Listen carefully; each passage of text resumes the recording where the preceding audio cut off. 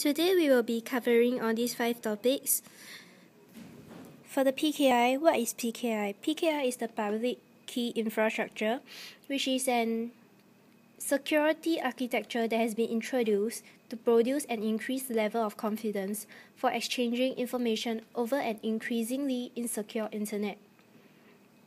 It uses public key and private key.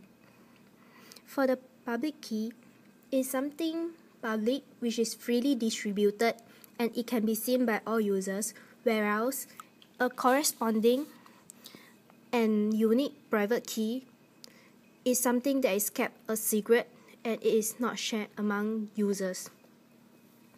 Next, we'll go on to talk about 802.1x and EAP.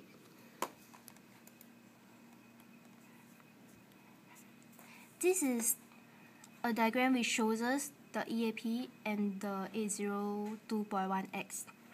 What is 802.1x? It is a group of networking protocols which involve 3 parties: a supplicant, an authenticator, and an authentication server.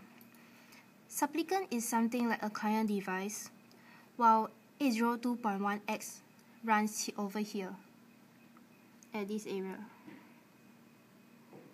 And EAP is also used here. What is EAP? EAP is an authentication framework providing for the transport and usage of keying materials and parameters generated by EAP methods. A few examples is generic token card as well as encrypted key exchange. There are many other methods, and EAP is not a wire protocol. Instead, it only defines message formats, and each protocol that uses EAP defines a way to encapsulate EAP messages within that protocol's message. Next, we'll go on to talk about TLS.